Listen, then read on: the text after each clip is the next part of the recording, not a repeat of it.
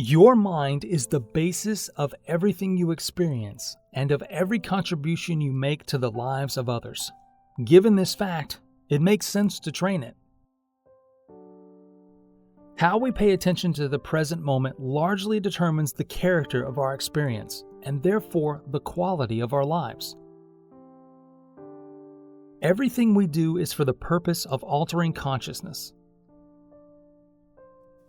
The benefits of training in meditation arrive long before mastery does.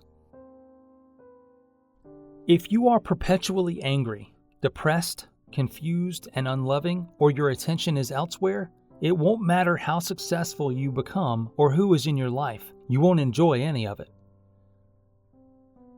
Most of us spend our time seeking happiness and security without acknowledging the underlying purpose of our search. Each of us is looking for a path back to the present. We are trying to find good enough reasons to be satisfied now. My mind begins to seem like a video game. I can either play it intelligently, learning more in each round, or I can be killed in the same spot by the same monster again and again. Every moment throughout one's life offers an opportunity to be relaxed and responsive or to suffer unnecessarily. Having an ego is what it feels like to be thinking without knowing that you are thinking. On one level, wisdom is nothing more profound than an ability to follow one's own advice.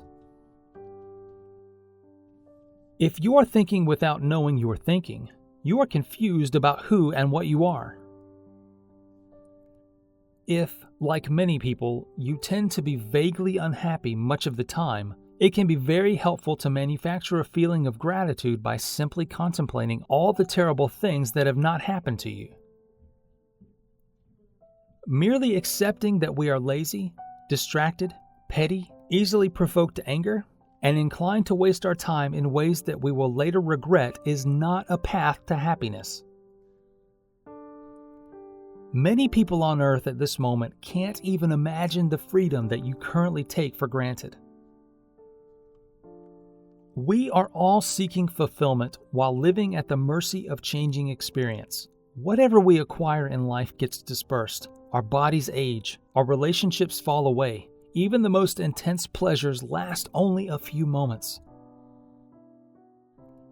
There is nothing passive about mindfulness. One might even say that it expresses a specific kind of passion, a passion for discerning what is subjectively real in every moment. The reality of your life is always now.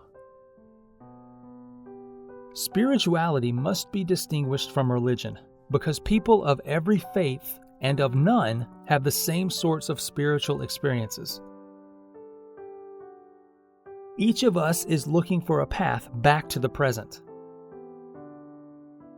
A human mind is a wandering mind, and a wandering mind is an unhappy mind. Although science may ultimately show us how to truly maximize human well-being, it may still fail to dispel the fundamental mystery of our being itself. We can directly experience that consciousness is never improved or harmed by what it knows. Making this discovery again and again is the basis of spiritual life. We grasp at transitory pleasures. We brood about the past and worry about the future. We continually seek to prop up and defend an egoic self that doesn't exist. Confusion and suffering may be our birthright, but wisdom and happiness are available. Our habitual identification with thought, that is, our failure to recognize thoughts as appearances in consciousness, is a primary source of human suffering. The principal enemy of mindfulness, or of any meditative practice, is our deep conditional habit of being distracted by thoughts. The problem is not thoughts themselves, but the state of thinking without knowing that we are thinking. Ceaseless change is an unreliable basis for lasting fulfillment. If your golf instructor were to insist that you shave your head, sleep no more than 4 hours each night, renounce sex, and subsist on a diet of raw vegetables, you would find a new golf instructor. However, When gurus make demands of this kind, many of their students simply do as directed. Thoughts themselves are not a problem, but being identified with thought is. It takes a certain degree of concentration to even notice how distracted you are. Even if your life depended on it, you could not spend a full minute free of thought. It is possible to be happy before anything happens, before one's desires are gratified, in spite of life's difficulties, in the very midst of physical pain, old age, disease, and death.